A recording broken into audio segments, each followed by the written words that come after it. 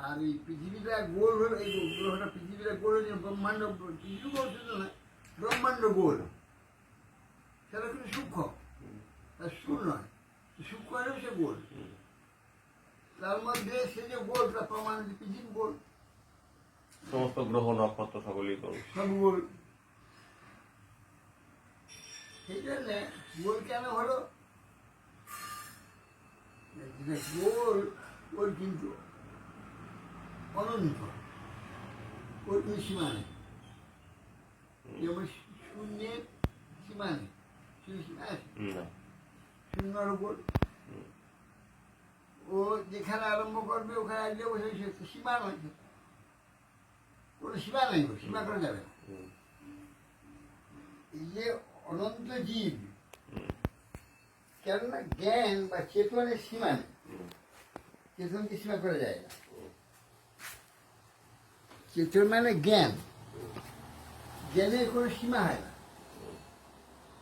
জ্ঞানকে সীমা আনা যাবে না, ওখানে বাড়তে থাকবে।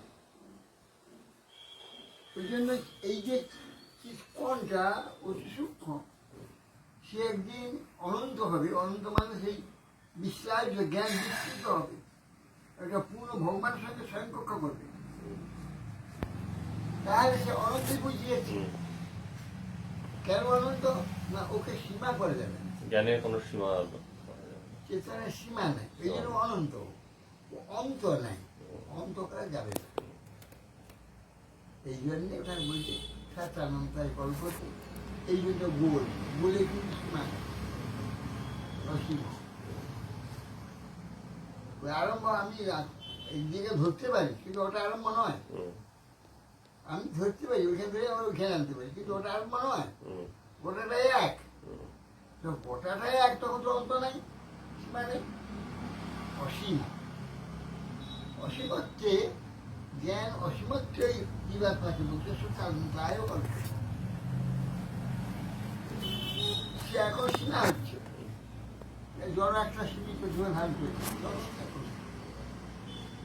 সে অন্তত্ব প্রাপ্ত। এই যে ঈশ্বর অনন্ত, তার সীমা করে জ্ঞান, পূর্ণ জ্ঞান, জীবজ্ঞান, ওই সীমা নেই। এই জন্য অনন্ত। মানে সংখ্যায় অনন্ত এটা বলা হচ্ছে না, না, জীব যেহেতু জ্ঞানময় সত্তা, জ্ঞানের সীমা নেই, চেতনের সীমা নেই, চেতনটা অসীম, চেতনকে সীমা করে। কেন? দেখো একটা যে পোকা দেখা যাচ্ছে, তার মধ্যে চেতনটা আছে। ওই চেতনটা তিনি দিল হবে, তিনি মাছ হবে, যেন একটা তিনি দিল হাতি হবে, ওইটাই। তাই সে তখন গোটা হাতিটা ব্যক্ত হবে, তিনি যখন হবে গোটা চিনিটা ব্যক্ত হবে। কি হলো? তা সীমা করে অনন্ত এক হবে, অনন্ত। আধার অনুযায়ী তার প্রকাশ, হ্যাঁ, আধার অনুযায়ী তার প্রকাশ। যেমন জলের, জলটা যেমন আধার দেবে সেইরকম দেখা যাবে, আগুনও তাই। আগে বড় হবে সে সেইরকম আকার দেবে, কিন্তু তার একটা আকার না, সীমা নেই, অসীমা। ওই জন্য জীবাত্মা গোদের সাথে আনন্দটাই করবে। ভাগ ও জীব সবিজ্ঞেয় সেটা অনন্তায় অনন্ত হয়ে, অনন্ত হয়ে যাবে। মানে ওই জীবটা সাধন করে যখন সে ভক্তি লাভ করে ভগবানের সঙ্গে সমানভাবে, যখন ভগবান সমান হয়ে তার সঙ্গে বিলাস করে, সে তখন অনন্ত। সে এবার যখন পূর্ণ চেতন হয়ে গেল, অনন্ত হয়ে গেল, অনন্তই চলে গেল, অনন্ত হয়ে গেল। তার তো সীমা নেই, চেতনের কোনো সীমা নেই, অসীম। চেতনকে সীমা করে যায়, সাধারণ একটা শূন্যকে সীমা করে যায়, গোল। আচ্ছা, আর একটা যে যোগীগণ যে যখন ব্রহ্ম নির্বাণ হয়ে যায়, ওরাও তো সেই ইচ্ছা করলে যখন তখন যেখানে, এদের সঙ্গে এটা তুলনা হবে না।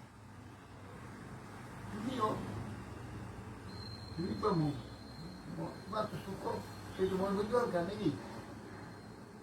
মন বুদ্ধি অহংকার তোমার শরীর, মনে করি এক্ষুনি আমি আমেরিকা দিই, এত বড় হয়ে গেল, এখান থেকে এত বড় হয়ে গেল, আমেরিকা জুড়ে। হ্যাঁ, যোগীগণ সেটা পারে তো। যোগী বলবো আমি তো বলি, আমি তো সেই আমাদের সে যোগ্যতা হয়নি তাই পাচ্ছি না। যোগ্যতা আমার সেটা কাছে কথা আছে। বলছে না, আমার মনের মধ্যে সে আমি হ্যাঁ। যোগ্যতা তো সেই আছে তো মনটা সেটা। সঙ্গে সঙ্গে মিলিয়ে চলবো, তার মানে কি আমি তো অল্প হয়ে গেলাম, আপনাকে এখনই চাঁদের কথা বলা হলো, মন চাঁদে চলে গেল। চলবে এইভাবে যোগী যায়। কেন? সে তৈরি করে নিয়েছে, যোগ্যতা আছে, তাই এ করা হয়নি, রূপ দেওয়া হয়নি। আর যখন আমি সাধন করে যখন ভগবানের আপনি শেষে গিয়ে যাবো, হুম, তখন হুম। একটা অর্ডিনারি একটা জীবন। কিরকম এই আমি এখানে আছি তো, কিন্তু আমি আছি তো ওখানে গেছি, আছি সে চিত্রকে, এই জললোক চিত্রকে কত দূরে, অনন্ত কোটি বা তাকে বাজাবে না, অত দূরে চিত্রলোক। হুম, জলের যে ভূমিকাটা হুম, প্ল্যাটফর্ম, চিত্রফর্ম কোটিতে বহু কোটি দূরে থাকে, হুম। এই হিসাব করে যাবে। আমি ওখানে আছি, ফিরে যাবো। জলে অভিন মিশে চলে এসেছি, হুম, সেই চিত্রটা জলে চলেছি। আবার যখন সেখান থেকে আমি চলে যাবো, চলে গেছি ওইখানে, চলে এই কোথায় চলে যাবো, এক মুহূর্তে চলে যাবে। আর তখন এই জলের চেতনা কিচ্ছু থাকবে না, সে কিছুই তার মানে এই যে মনেতে জগৎ ছিল, হুম। মনটাই তো নাই, আর কিছু থাকবে না, তাই শুধু চেতন, চেতনে তার পারে। আর একটা মিথ্যা একটা অভিনয়টা কোথায় রহস্য অদ্ভুত।